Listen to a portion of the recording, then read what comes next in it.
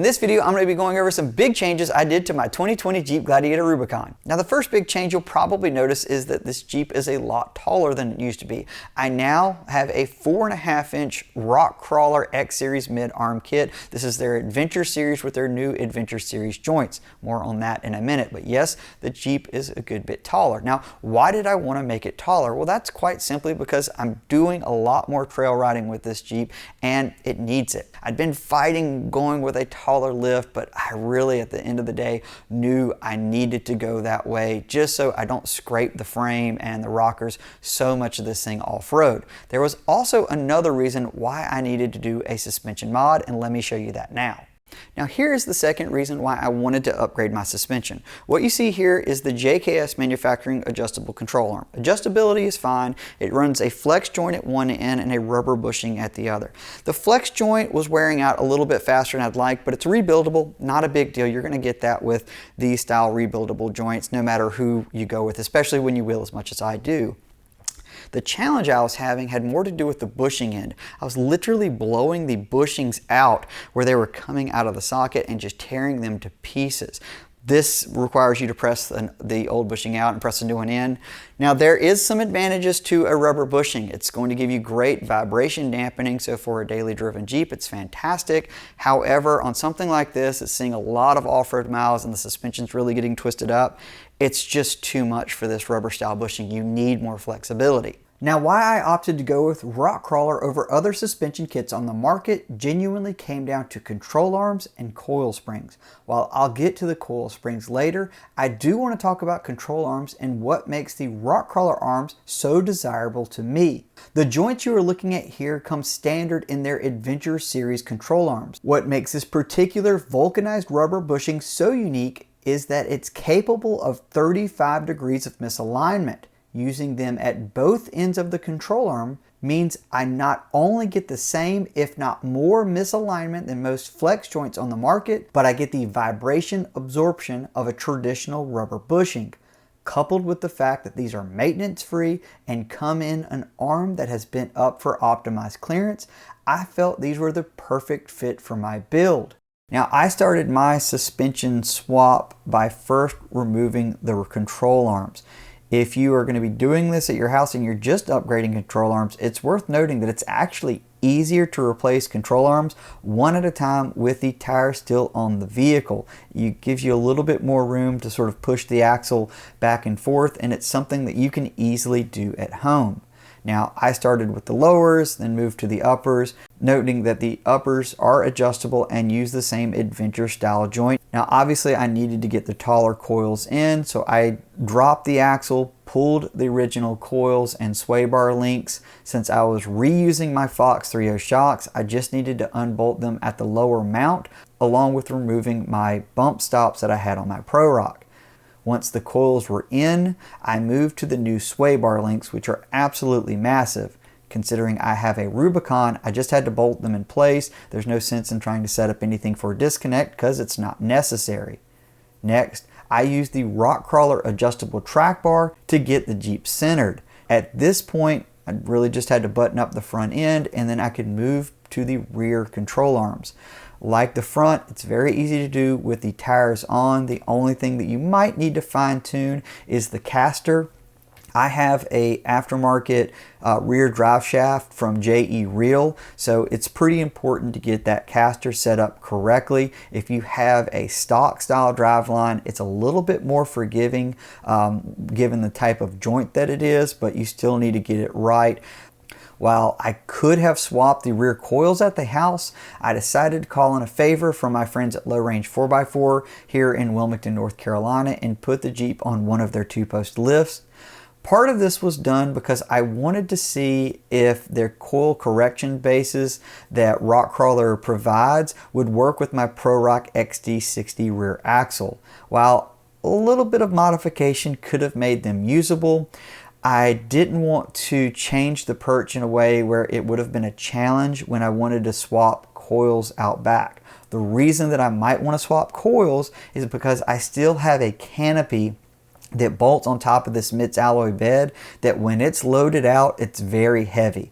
And so I need to have that flexibility of being able to swap the springs out for that configuration. So I kept the coil correction pads out. It's also worth noting that my rear sway bar was a little wonky. The mounts at the frame side were damaged, and I kept hitting it on the trail, so I decided to ditch it entirely. I'll probably end up going with some type of Curry anti-rock, but that'll be a future upgrade. Obviously, going with a 4.5-inch spring over a 3-inch spring gave me a considerable boost in lift. To give you an idea just how much taller this is, maybe to compare to yours, at the bottom of the frame, measured in the center, there's 22.5 inches from the bottom of the frame to the ground. At the bottom of my receiver out back, which is custom, I have 33.5 inches. For the front steel skid plate, from the bottom of the steel skid plate, it's 23.5 inches of clearance. So a fair amount, especially considering how big this Jeep is and not really that extreme. These are some pretty good numbers. Speaking of numbers, here are a few important ones that I want to make sure I mention. First off, I'm using a 2-inch rear bump stop landing pad, and up front I have around 3 3/4 inches of bump. With my Rubicon flare split and the Mitts alloy tray bed trimmed out back, I can easily cycle my 40 by 1350 R17 Nitto trail grapplers on the trail without issue. While my axles were built with a 72.5-inch WMS, the trail ready beadlocks have 5.5 inches of back spacing, so it's not crazy wide. In fact, my overall track width is just over 86 inches. One of the biggest changes I noticed in my new suspension setup is how much more articulation I'm getting. I learned this pretty quickly on the trail with the fact that my tires started to rub in places that had never rubbed previously.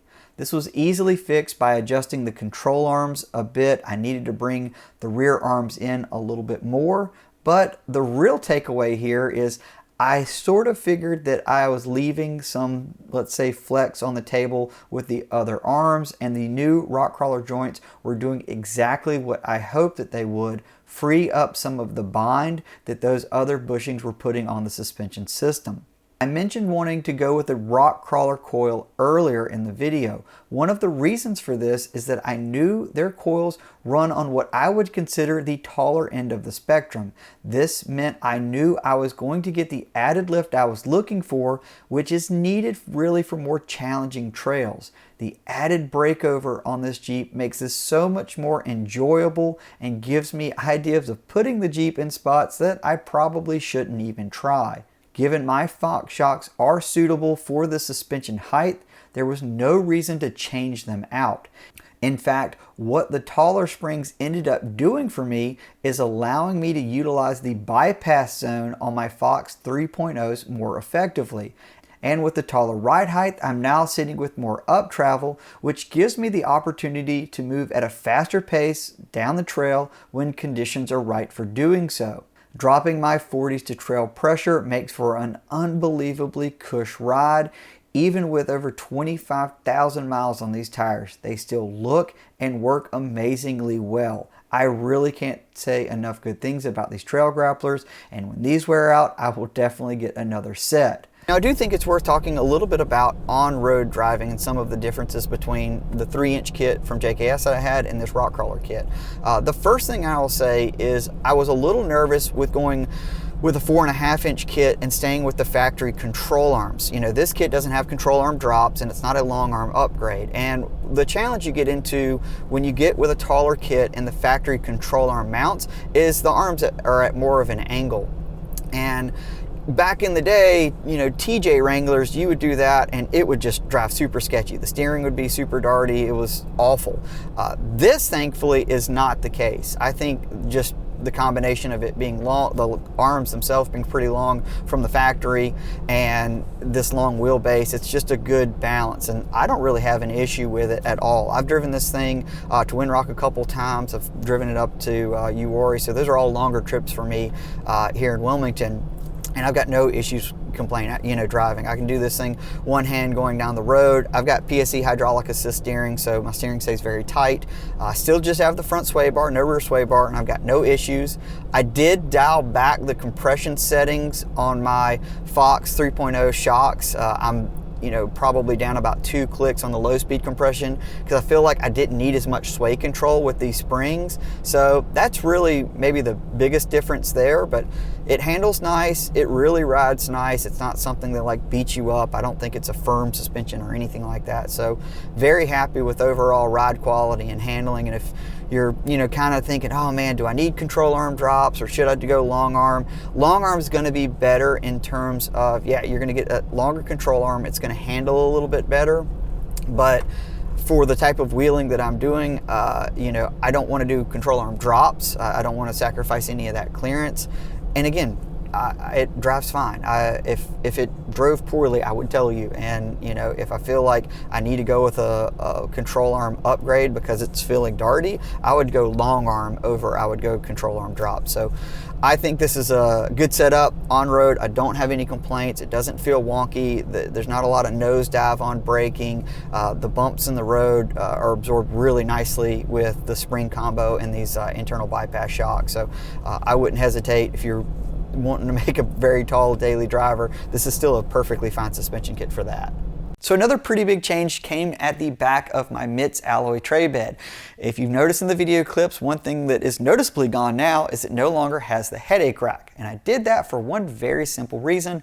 Going off-road, I was having an issue with trees basically getting lodged between and caught from that headache rack. The reason that is because these Mitts alloy beds are actually a little bit wider than the body of the Gladiator.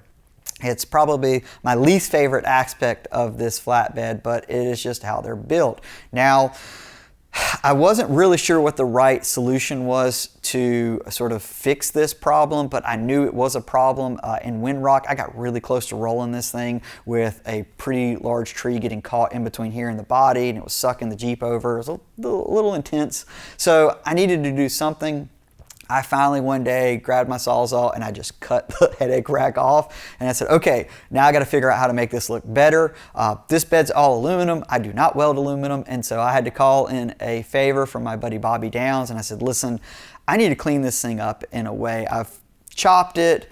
I feel like it needs to be like feathered out or smoothed out on the edges. I don't know, we got to do something. So I went to his shop, he looked at it because I think if I just cut it here and plate it, it's going to look a lot better. And so that's exactly what he did. He cut it, built me out some plates, TIG welded everything in, and I came back, cleaned everything up a little bit more, and just put some spray paint on to match the textured finish of the bed. And I love it. I think it's exactly what this thing needed.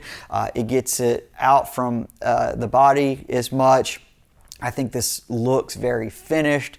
I'm happy with it. I know if you're used to seeing it the other way, it probably might seem weird, but I think if you'd never seen it with the headache rack on, I don't think this looks wildly aftermarket. It looks like it's supposed to.